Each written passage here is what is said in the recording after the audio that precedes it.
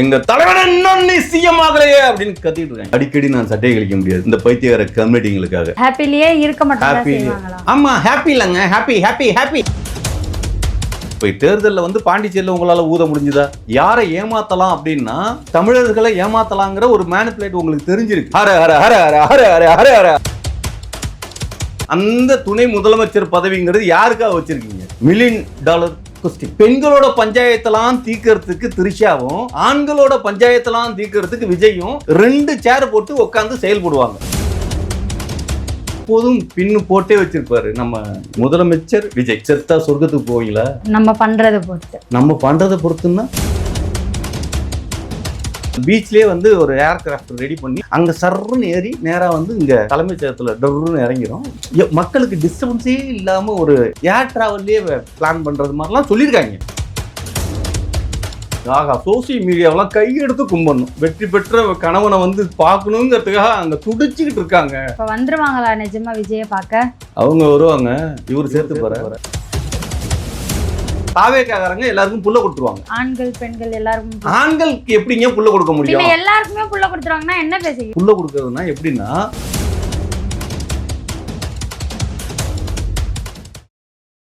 காந்த மீடியா நேயர்களுக்கு வணக்கம். நான் உங்கள் விஜய் யாஸ்மின். இன்னைக்கு நம்ம கூட NNK சார் அவர்கள் தான் இருக்காரு. வணக்கம் சார். வணக்கம் யாஸ்மின். இப்போ விஜய் அவர்கள் சிஎம் ஆக போறாரு, ஆயிட்டாருல. எப்படி போக போகுது இந்த 5 வருஷம்? அமெரிக்கா நீங்க போயிருக்கீங்களா? இல்ல இல்ல அது ரொம்ப கஷ்டம். ஆக்சுவலாக வந்து நீங்கள் பாஸ்போர்ட்டுக்கு அப்ளை பண்ணணும். அந்த பாஸ்போர்ட்டு கூட உடனே கிடைக்குமான்னு தெரியாது. அப்புறம் விசாவுக்கு அப்ளை பண்ணணும். விசாவும் உடனே கிடைக்குமான்னு தெரியாது. அதுவும் அமெரிக்க விசானா நம்ம அமெரிக்கன் எம்பசி இந்த மவுண்ட் ரோட்டில் இருக்குது. அங்கே காலங்காத்தால் 4 மணிக்கே வந்து நின்றுடணும். அதெல்லாம் ரொம்ப கஷ்டம். ஆனால் அடுத்த 5 வருஷத்தில் நீங்கள் அமெரிக்காவில் போய் வாழ வேண்டிய அவசியமே இல்லை. ஏன்னா இந்த தமிழ்நாடே அமெரிக்காவை மாறிடும். புரியுதுங்களா? பாத்தீங்களா? சொன்னோனிமே எவ்வளவு சந்தோஷம். அந்த அளவுக்கு நல்லாட்சி வரப்போகுதுன்னு சொல்றீங்க. நான் இப்ப சொல்றப்ப எவ்வளவு சந்தோஷமா இருந்தீங்க. புரியுதுங்களா? ரொம்ப ஹாப்பியா இருந்தீங்கல்ல. இதே ஹாப்பி தான் எல்லாரும் இருப்பாங்க 5 வருஷத்துக்கு. ஹாப்பிலியே இருக்க மாட்டாங்க. ஆமா ஹாப்பி இல்லங்க, ஹாப்பி ஹாப்பி ஹாப்பி. நல்லா ஒன்று தெரிஞ்சுக்கங்க. இப்போ வந்து நீங்க இருக்கீங்க, உங்கள்கிட்ட உட்காந்து பேசிட்டு இருக்கிறதுக்கும் அப்படி போடு போடு போடு இப்படி போடு அப்படின்னு உங்களோட டான்ஸ் ஆடுறதுக்கும் எது ஹாப்பி? உட்காந்து பேசிட்டு இருக்கிறது ஹாப்பியா, இல்லை எந்திரிச்சு டங்குற கட்டுங்கிற கட்டுங்கிற கட்டுங்கிற எது ஹாப்பி சொல்லுங்க? டான்ஸ் எதுக்குங்க ஆடுவாங்க? ஹாப்பியா தானே. அப்ப இவருதான் ஆடுவார்ல நல்லா. இப்ப நீங்க ஹாப்பியா இருக்கிறதுனால ஹாப்பியா இருக்கிறதுனால ஆடுறேன். இப்ப அமெரிக்கா மாதிரி மாறப்போகுது. அமெரிக்கா மாதிரி மாறப்போகுது. இன்னும் எப்படிலாம் விஜய் என்னென்ன உருவாக்க போறாரு தமிழ்நாடு? இல்ல நீங்க வந்து அதாவது அமெரிக்காவோட வளர்ச்சியும் சைனாவோட வளர்ச்சியும் தான் இன்னைக்கு உலகத்துல அப்படி போயிட்டு இருக்குதும்பாங்க. இந்த 2ஐயும் கொலாபரேட் பண்ணி ஒரு தமிழ்நாட்டில் வளர்ச்சி கட்டமைப்பை விஜயை தவிர வேற எவனாலையும் கட்ட முடியாது. சீரியஸா நான் என்ன நினைச்சேன்னா, இப்போ நீங்க DMK சைடு போயிட்டீங்க கொஞ்ச நாளா. ஸ்டாலின் கொஞ்ச நாளா இல்ல, பிறந்ததுல இருந்து அங்கதான் போயிட்டீங்க. இப்போ தோல்வியை சந்திச்சதுக்கு அப்புறமா ரொம்ப மனசு உடைஞ்சு இன்டர்வியூல உட்காந்து சட்டையெல்லாம் கிழிச்சு மண்டையில போட்டு எங்கேயாச்சும் செவுத்துல போய் முட்டிப்பீங்கன்னு நினைச்சேன். நீங்க என்னடானா டண்டனக்கான்னு டான்ஸ் ஆடிட்டு இருக்கீங்க. அதான் பாத்தீங்க. அப்ப நீங்களும் எதிர்பார்த்தீங்க DMK தோக்கணும், விஜய் ஜெயிக்கணும்னு. ஒரு அந்த சட்டை வந்து 1989 ரூபா. புரியுதுங்களா? இன்னொரு வாட்டி சொல்லுங்க. 1989 ரூபா. கரெக்டா சொல்லிட்டேன்னா? நீங்க ஏன் கேட்டீங்கன்னா, சட்டையோட ரேட்டை மாத்தி சொல்லிட்டான்னா அவன் சட்டை அவன் சட்டை இல்லை அடுத்தவன் சட்டை அப்படின்னு. நாங்கள் உண்மையிலேயே சொல்கிறோம், அடுத்தவன் சட்டையும் போட்டு வாழ்ந்துருக்கோம். பேச்சுலர் ரூம்லாம் போயிருக்கீங்களா? வாழ்ந்துருக்கீங்களா? வாழலையா? ஓ, ஆம்பளைங்க தான் இல்லை, பொம்பளைங்களும் ஸ்பென்ஸ்டர்ஸாக இருப்பாங்க. அதனால அப்படியெல்லாம் நீங்கள் வாழலை. நீங்களாம் பெற்றவங்களோடய வாழ்ந்து வந்திருக்கீங்க. அண்ணன் தம்பி அக்கா தங்கச்சி அப்படியே அந்த குடும்பமாக வந்துட்டீங்க. நாங்கள் வந்து படிக்கணுங்கிறதுக்காக இப்படியெல்லாம் வந்து வாழ்ந்துட்டோம். சட்டை வந்து சட்டையோட வேல்யூ தெரியும். அதனால அடிக்கடி நான் சட்டையை கழிக்க முடியாது இந்த பைத்தியக்கார கம்யூனிட்டிங்களுக்காக. ஒரு தடவை தான் பைத்தியமாகும், ஒவ்வொரு தடவைமா பைத்தியமாக முடியும். இந்த விஜய்க்கு கட்சிக்கு ஓட்டு போட்டவங்களாம் எங்க தலைவன் இன்னொன்னு சிஎம் ஆகலையே அப்படின்னு கத்திட்டு இருக்காங்க. அந்த கத்திக்கிட்டு வீடியோ போடுறவங்களாம் பார்த்தீங்களா? இவர்களுக்காக ஒரு நாடு பலிகடை ஆகுது அப்படிங்கிறது. நீங்களாம் இன்னைக்கு இன்டர்வியூ எடுக்கிறீங்க இல்லையா? அடுத்த 20 வருஷம், இந்த 5 வருஷம் இவங்க ஆண்டு முடிச்சுட்டு போவாங்க இல்லையா? 5 வருஷம் ஆள முடியாது, அது வேற விஷயம். ஆமா, ஏன் என்ன ஆச்சு? 5 வருஷம் தானே. ஏன் 5 வருஷம் ஆள முடியாது? இப்போ வந்தோடனே வந்து விஜய் ஆட்சிக்கு வந்தோடனையுமே கடைக்கோடியில் இருக்கிற ஆயா வரைக்கும் என்ன பண்ணுவான்னா, நமக்கு அந்த 1000 ரூபா வந்துடும் அப்படிங்கிற நம்பிக்கையில் இருப்பான். ரைட்டா? அந்த 1000 ரூபா இவர் கொடுப்பாரா? கொடுக்கறதுக்கே 1 வருஷம் ஆகும். அப்போ 1 வருஷமா அந்த கிளவி வந்து எந்த அளவுக்கு டென்ஷன் ஆகும்? அப்போ எல்லா கிளவியுமே வந்து இந்தியன் தாத்தாவை மாறுவாங்க. படம் நடிச்சு அந்த காசை கொடுக்க போறாரு. ஓ, படம் நடிச்சு என்ன படம் நடிச்சு எவ்வளோ காசு, எவ்வளோ படம் நடிச்சா எவ்வளோ சம்பளம்? 200 கோடி 300 200 கோடி வாங்கி மத்தவங்க மாதிரி கொள்ளை அடிக்காம அவர் வந்து படம் நடிச்சு அந்த வாங்கி காசுல செலவு அந்த காசுல செலவு பண்ணுவார். பரவாயில்ல, பாத்துக்குங்க. ஒரு நெறியாளர் படம் நடிச்சு கொடுப்பாங்க அப்படின்னு ரசிகர்கள் சொல்றாங்க. ஓ, உடனே இப்ப நீங்க சொல்லல, ரசிகர்கள் சொல்றாங்க. இப்படியெல்லாம் ரசிகர்கள் எதிர்பார்த்துட்டு இருக்காங்கல்ல. நல்லா நடிக்கிறாங்கடா. ஆமா, உங்களை ஆட வைக்கிறதும் பாட வைக்கிறதும் நடிக்க வைக்கிறதும் தான். ஆனா கடைக்கோடியில இருக்கிற ஆயா கோமாய் டென்ஷன் ஆகி அவ வைக்க போறலாம் கொளுத்த போறா அன்னைக்கு இருக்குது. எல்லாரும் என்ன பேசுறாங்கன்னா, விஜய் அவர்கள் ஜெயிச்சிட்டாரு. விஜய் ஜெயிச்சதை விட சந்தோஷப்படுறது த்ரிஷா அவங்க டிவிக்குள்ள போறாங்க, அவங்க அடுத்து சிஎம் ஆக போறாங்க அப்படின்னு சொல்றாங்க. ஆமா, அது ஏங்க ஒரு விஷயங்க நல்லா உனக்கு தெரிஞ்சுக்கங்க. நான் வெரி பிகினிங்லேருந்தே சொல்லிட்டு இருக்கேன், புரியுதுங்களா? இங்க வந்து ஒரு தன்னை எம்ஜிஆராவே ஃபீல் பண்ணி வாழ்ந்துட்டு இருக்கிற ஒரு மனிதன் தான் விஜய். எம்ஜிஆருக்கு வந்து சப்போர்ட்டர்ஸ் வந்து அந்த கட்சி சார்பாகவே இருந்தாங்க. இங்க வந்து ஒரு செங்கோட்டையன் தான் இருக்கு, நீங்க பாக்குறீங்க. ஒரு அரசியல்வாதியா வந்து செங்கோட்டையன் தான் பாக்குறீங்க. இப்போ புஷியானந்தெல்லாம் நல்ல அரசியல்வாதி, அரசியல் தந்திரம் தெரிஞ்சவர்னா அவர் ஏன் பாண்டிச்சேரியில விட்டு ஏன் இங்க வந்து இதுன்னுட்டு இருக்க போறாரு? பாண்டிச்சேரியில உங்க விஷயம் ஊத முடியலையே. இப்போ தேர்தலில் வந்து பாண்டிச்சேரியில் உங்களால் ஊத முடிஞ்சுதா? யாரை ஏமாத்தலாம் அப்படின்னா தமிழர்களை ஏமாத்தலாங்கிற ஒரு மேனிப்புலேட் உங்களுக்கு தெரிஞ்சிருக்கு. தமிழனை எப்படி சொல்லினா ஏமாத்தலாம், இவனை எப்படி இது பண்ணா அந்த அதாவது இப்போ ஒவ்வொரு இதையும், அதாவது இப்போ ஜக்கி வாசுதேவ் இருக்கார் இல்லையா, அந்த ஜக்கி வந்து என்ன பண்ணுறாரு? மக்களுக்கு ஏதாவது கொண்டு போய் கொடுக்குறாரா என்ன? ஒரு உதவியும் பண்ணல. ஒரு பெரிய சிவலிங்கத்தை கட்டி வச்சுக்கிட்டு ஹர ஹர ஹர ஹர ஹர ஹர ஹர ஹர ஹர ஹரங்கிறாங்க. கரெக்டா? நம்பி போறாங்க. இவங்க ஒரு விதமான கடவுளின் பெயரால் மக்களை ஏமாத்துற ஒரு குரூப். நான் ஜக்கின்னு மட்டும் சொல்ல, இங்க இருக்கிற பால் தினகரன் வரைக்கும் அப்படிதான் நான் ஃபீல் பண்றேன். புரியுதுங்களா? இவங்கெல்லாம் வந்து கடவுள் உங்களை நல்லாக வைப்பார், நீங்கள் கடவுளுக்கு செய்யுங்கள். நீங்க கடவுளுக்கு செய்யினா எவனாவது கடவுளுக்கு இங்கேருந்து மணி ஆர்டர் பண்ணி வானத்துக்கு அனுப்ப முடியுமா? கடவுளுக்கு மணி ஆர்டர் பண்ணுறேன்னு சொல்லி இவனுங்க அட்ரஸ்க்கு வாங்கி இவங்க பேங்க் பேலன்ஸை நினச்சிட்டு இருக்காங்க. இவங்க ட்ரஸ்ட்டுன்னு சொல்லிட்டு அதில் வந்து காசை சேர்த்துட்டு இவங்களோட வாழ்வியல் தரங்கள்லாம் எப்படி இருக்குது? கொண்டு வந்து 10 ரூபா போட்டு போறவன் வந்து பஸ் ஏறி ஓசி பஸ் ஏறி வந்து கும்பிட்டுட்டு நாளைக்கு கடவுள் நம்மளை நல்லா வைப்பான்னு சொல்லி அவன் ஒரு 10 ரூபா போட்டு போறான். அந்த 10 ரூபாயை எடுத்து தான் ஒவ்வொரு 10 ரூபாயும் சேர்த்து தான் நீங்க ஆடி BMW ஜாகுவார்ல போயிட்டு இருக்கீங்க. எதை சொல்லி ஏமாத்துறதுனால, கடவுளை சொல்லி ஏமாத்துறதுனால தான் இவங்கெல்லாம் பெரிய பணக்காரர்களாகவும் இதாகவும் இருந்துட்டு இருக்காங்க. அதே மாதிரி இவன் இந்த ஆள் என்ன பண்ணிட்டான், இப்படி சொன்னாதான் நாம முதலமைச்சர் ஆகும். இது வரைக்கும் எந்த அரசியல்வாதியாவது கும்பிட்டு ஏதாவது எவனாவது ஒருத்தன் சொல்லுங்க, இவனை அவன் திட்டிருப்பான், அவனை இவன் திட்டிருப்பான், திட்டி தான் ஓட்டு கேட்டிருப்பானுங்க. இது வரைக்குமே எவனாவது இதுதான் இவன் தான் ஃபர்ஸ்ட் டைம் கடவுளின் பேரை சொல்லி ஓட்டு கேட்டவன் தெரியுமா? இது எவ்வளவு பெரிய ஏமாத்து வேலை. இந்த இதெல்லாம் ஏன் புரிஞ்சுக்க? இதை மீடியா நான் முழுக்க என்ன சொல்லுவேன்னா, இந்த எல்லா தற்குறிங்கிறது இவனுங்களை சொல்லக்கூடாது. இந்த தற்குறிங்கிறது மீடியாக்களை சொல்லணும். மீடியாக்கள் வந்து என்ன சொல்றது, சொல்றதுக்கு ஒன்றும் இல்லை. நாமளும் அதே மீடியாவில் உட்காந்து பேசிட்டு இருக்கோம்ல, நாமளும் ஒரு தற்குறி தானே. அப்புறம் மீடியான்னு சொல்ல நீங்க ஒரு கோச்சிப்பீங்க. ஆமா, கோச்சிப்பீங்களா? த்ரிஷாவை பத்தி கேட்டேன். ஓ, உங்களுக்கு பாத்தீங்களா உங்க அதான் இப்ப இவ்வளவு நேரம் மீடியான்னு சொல்லி கடைசியில எங்க விட்டோமோ அங்க வந்து நிக்கீங்க பாருங்க. த்ரிஷா வந்து இப்ப உங்களுக்கு என்ன டிப்டி சிஎம் ஆகணும், புரியுதுங்களா? அவங்க தான் அடுத்த சிஎம், அவங்க தான். நான் எப்பவோ சொல்லிட்டேன். நான் அதாவது இவங்க நல்லா ஒன்று தெரிஞ்சுக்கங்க, நான்லாம் வந்து தீர்க்கதரிசி மாதிரி நிறைய விஷயங்களை முன்கூட்டியே சொல்லி வச்சிருக்கேன். ஆமா, ஆனா அந்த இதெல்லாம் நல்ல விதமா உட்காந்து பேசல. தற்குறியா இருந்த காலங்கள்ல நான் கடவுளின் ஆசீர்வாதங்கள் பெற்று அப்படியே எல்லாம் இதெல்லாம் நடக்க போகுதுங்கிறதெல்லாம் நான் சொல்லிட்டேன். அதனால வந்து ஆண்களுக்கான சிஎம் தான் யாரு? விஜய்.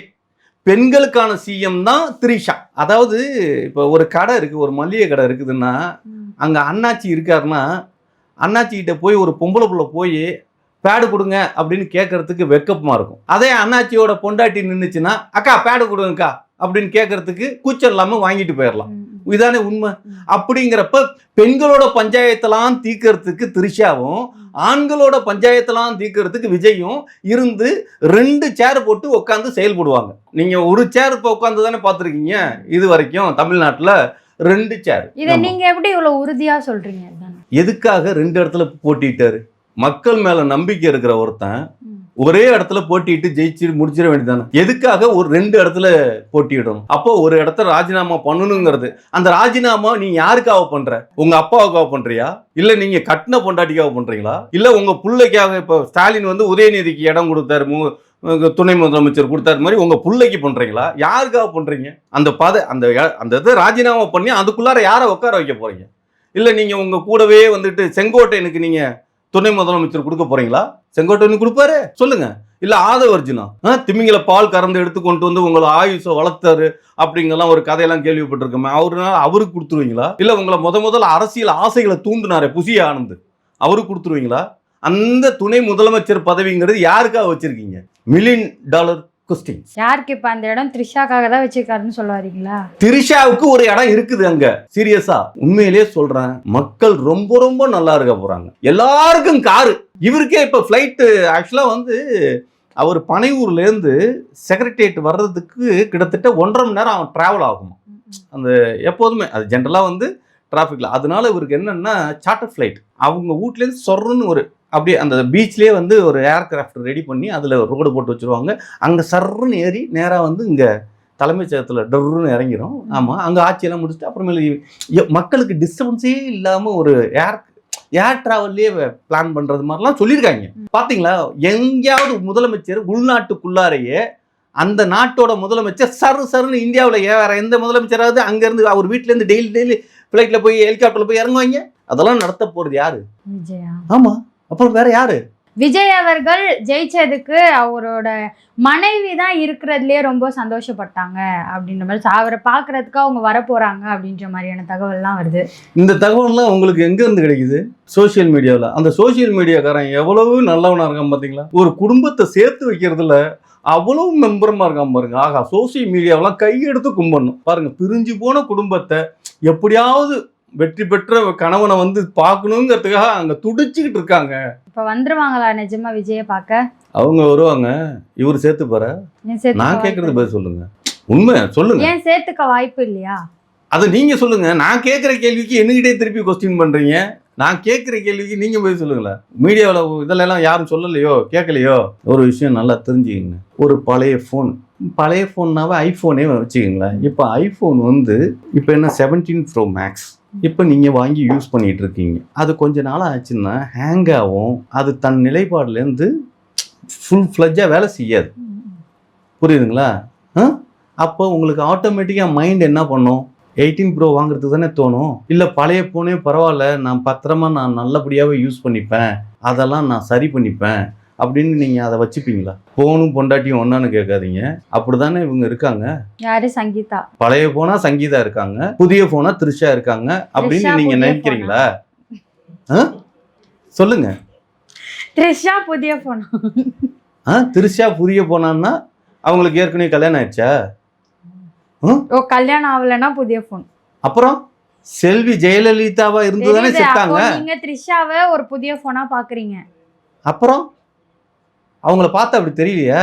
அவங்க ஏதாவது ஹேங் ஆவாங்களா? எங்கேயாவது ஆகுமா? சொல்லுங்க. இல்ல நீங்க தானே ஃபுல்லி சார்ஜோட இருக்குங்க. Fully charge. புரியுதுங்களா? சார்ஜ் டவுன் கூட ஆகாது. ஆமா, ஏன் எப்போதும் சார்ஜிங்லேயே இருப்பாரு. ஆமா ஆமா, சார்ஜ் பின்னு எப்போதும் பின்னு போட்டே வச்சிருப்பாரு. நம்ம இவரு யாரு? முதலமைச்சர் மு.க. ஸ்டாலின் இல்ல, முதலமைச்சர் விஜய். முதலமைச்சர் விஜய் ஃபுல் சார்ஜிங்ல இருப்பாரு. ஃபுல்லா சார்ஜிங்கோட இருக்காரு. ஆமா, கண்டிப்பா வந்து அந்த சார்ஜ் பின்னை வந்து கண்டிப்பா த்ரிஷா வந்து எடுத்துட மாட்டாங்க. ஆமா, அதெல்லாம் வந்து தெளிவா இருக்காங்க.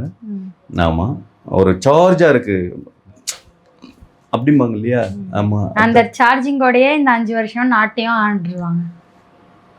எல்லாம் நாட்டில் இருக்கிறவங்க எல்லாரும் சார்ஜ் பண்ணிக்க வேண்டியதான். ஆமாம், எங்கே வேணுமாலும் போய் எங்கே வேணுமாலும். இப்போ நம்ம ட்ரெயினில் போயிட்டு இருக்கோம். ஆமாம், டப்புன்னு சார்ஜ் பண்ணோம்னா எடுத்து டொக்குன்னு சொருவில் அந்த ஒவ்வொரு கேபின்லேயும் ஒரு 2 பின் வச்சுருக்காங்க இல்லையா? அது மாதிரி அங்கங்கே எல்லாரும் சொருக்க வேண்டியதான். அப்படிங்கிறதான் வேற லெவலுங்க. ஐயோ, நாட்டு மக்களும் ஒரு காலத்தையும் சொல்கிறேன். இந்த பழைய காலத்தில் ஒரு வசனம் கலைஞரை எழுதி வச்சிருப்பாரு, இந்த நாட்டு மக்களும் நாசமாய் போகட்டும் அப்படின்னு. அந்த மாதிரிலாம் அவர்லாம் விவரம் தெரியாமல் எழுதி வச்சுட்டு போயிட்டாரு. நீங்கள் நான் திருப்பி சொல்கிறேன், நீங்கள் அமெரிக்கா போக வேணாம். அமெரிக்காவுக்கு அனாவசியமாக பாஸ்போர்ட் விசா இதெல்லாம் எடுத்து உங்கள் காசை தெண்டப்படுத்தாதீங்க. சீரியஸாக சொல்கிறேன். உங்களுக்கு இந்த நாடும் இந்த நாட்டில் நீங்கள் இருந்ததுக்கும் பிறந்ததுக்கும் கொடுத்து வச்சுருக்கோம். புரியுதுங்களா? செத்தா சொர்க்கத்துக்கு போவீங்களா? நம்ம பண்றதை பொறுத்துன்னா சொர்க்கத்துக்கு போவோமா நரகத்துக்கு போவோமான்றது நம்ம நாட்டுல எப்படி இருக்குமோ அதை செத்தாதானே போக முடியும். விஜய் நம்மளை சாகவே விட மாட்டாரு. இப்ப கலைஞர் இருக்காருல்ல, இது மு.க. ஸ்டாலின் இருந்தார்ல, எதுக்காக அங்கங்க ஆஸ்பத்திரியா கட்டி வச்சாரு சொல்லுங்க? எதுக்காக கட்டி வச்சாரு? ஒருத்தன் ஆக்சிடென்ட் ஆகுறான், அவனை உடனே ஆஸ்பத்திரிக்கு கூட்டிட்டு போனா உடனே காப்பாத்தலாங்கிறது தானே. அப்ப காப்பாத்துறப்ப அவன் எக்ஸ்டர்னா இருக்கான்ல, அது மாதிரி இவர் எல்லா இடத்துலயுமே சாகவே கூடாதுங்கிறது மாதிரி எல்லாத்தையும் எக்ஸ்டெண்ட் பண்ணிடுவார். ஆமா, அதே நேரம் தாவேக்காரங்க எல்லாருக்கும் புள்ள கொடுத்துருவாங்க. புள்ள கொடுத்துருவாங்களா? புள்ள கொடுக்குற, ஆமா, அந்த கட்சி புள்ள கொடுக்குற விஷயத்தையும் பண்ணும். அதாவது இப்ப என்னன்னா மு.க. ஸ்டாலின் ஐயா எல்லாருக்குமே புள்ள, ஆண்கள் பெண்கள் எல்லாருக்கும். ஆண்களுக்கு எப்படிங்க புள்ள கொடுக்க முடியும்? எல்லாருக்குமே புள்ள கொடுத்துருவாங்கன்னா என்ன பேசுறீங்க? எனக்கு ஐயோ, உங்களுக்கு நான் சொல்றது உங்களுக்கு புரிஞ்சுக்கலையா? நான் சொல்ல வர்றது என்னன்னா, புள்ள கொடுக்கறதுன்னா எப்படின்னா, இப்போ மு.க. ஸ்டாலின் ஐயா இருந்தார் இல்லையா, அவர் என்ன மாதிரி திட்டங்கள்லாம் போட்டுனா, கேன்சர் ஹாஸ்பிட்டலு, இந்த மாதிரியான ஹாஸ்பிட்டல்ஸ், இந்த மாதிரியான இந்த மாதிரியே தான் பண்ணியிருக்கிறவங்க. கருத்தரிப்பு மையங்கிறத கவர்மெண்ட் ஆக்குபேஷன் அவர் பண்ணலை. ஆமாம், அது கவர்மெண்ட் செக்ஷனில் இல்லை, அது ப்ரைவேட்டில் தான் இருக்குது. இன்னைக்கு ஒரு குழந்தை பெற்றுக்கணும் அப்படின்னா அதுக்கு எவ்வளவோ செலவு பண்ண வேண்டியதாக இருக்குது. இப்போ நயன்தாரா கிட்ட இருந்தது கிட்டத்தட்ட அவங்க ஒரு 25 லட்சம் 40 லட்சம் இல்லை, 1 கோடி ரூபா கொடுத்து கூட அவங்க பிள்ளைய பெற்றுக்கிட்டாங்க, வச்சுக்கிட்டாங்க. இப்போ ஒரு கடைக்கோடியில் இருக்கிற ஒரு ஆயா 1 கோடி ரூபா கொடுத்து பிள்ளை பெற்றுக்க முடியுமா? அதை ஈஸியாக நடத்துறதுக்கு அவங்க தாவேக கட்சி சார்பா அந்த ஆயாவை ஈஸியா புள்ள பெத்துக்கிறதுக்கு ரெடி பண்ணி விடுவாங்க. ஆயாவுக்கு கூட பண்ணி விடுவாங்க அப்படின்னு நான் சொல்லி விடுறேன். டிவிக்கே சம்பந்தப்பட்டு நிறைய விஷயங்களை பகிர்ந்ததுக்கு நன்றி. நன்றி, வணக்கம்.